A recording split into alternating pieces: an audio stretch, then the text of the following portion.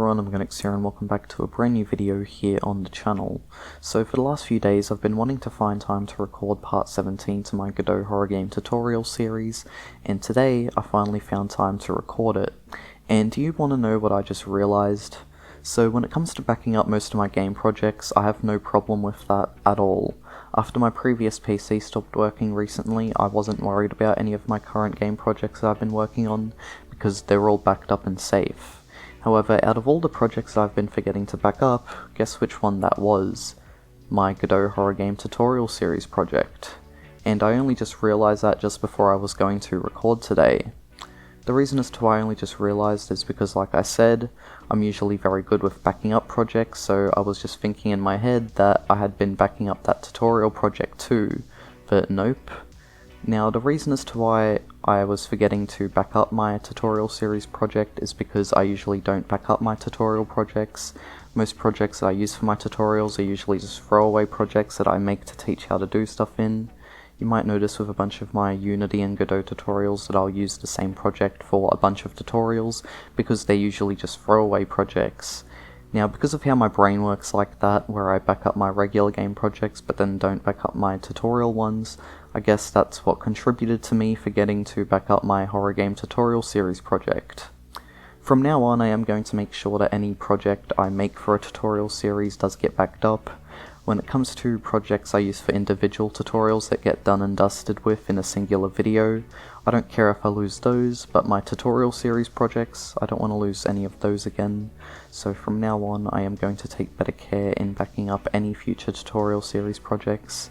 I am really sorry about that, guys. I was pretty excited to get back to doing the tutorial series on my new laptop, only for me to realize I didn't even back up the project used for the tutorial series in the first place.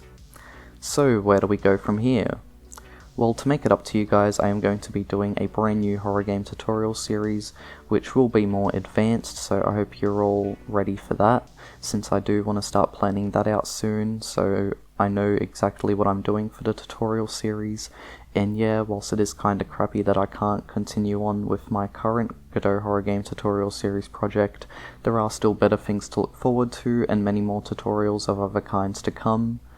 I will give you guys some info about the new tutorial series when I have planned it out enough, and I will be adding this video to my Godot horror game tutorial series playlist, so anyone who is currently watching them tutorials through the playlist can realize by the end of it that I made an oopsie and forgot to back up the tutorial series project before my PC stopped working, so yeah.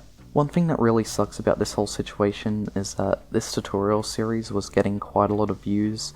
There were people that were interested in this series. If you take a look at part 1, that video alone has over 15,000 views, which is crazy.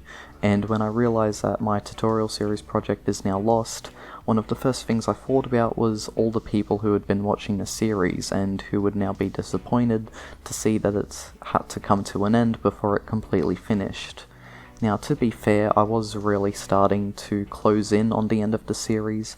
I think I would have been finished by part 17 or part 18 perhaps, so there wasn't even that long to go at all. I was very close to finishing, so I shouldn't give myself a hard time at all, but there were some final things I wanted to get done for that series. For example, I don't think I got around to doing a settings menu. I did, however, get around to actually adding in functionality for the player to be able to add an end to their game so that players could finish it. So the tutorial series was both complete and incomplete in a bunch of ways, but yeah. When it comes to the settings menu, that might be something I teach in a standalone tutorial or even in the new series I will be planning soon. But that's one of the main things I didn't get around to in the last series. Everything else, though, was pretty much complete from memory. Just could have used some more polish, which I also wanted to get around to doing as well. Anyways guys, that's the end of this video. Again, I am going to make this up to you guys by making a brand new series on making a horror game in Godot, which I aim to make better than the last. Thank you all for watching. Also, just recently I turned 21 years old. It was my birthday yesterday as of recording this video. And anyways, I'll see you all soon. Bye bye.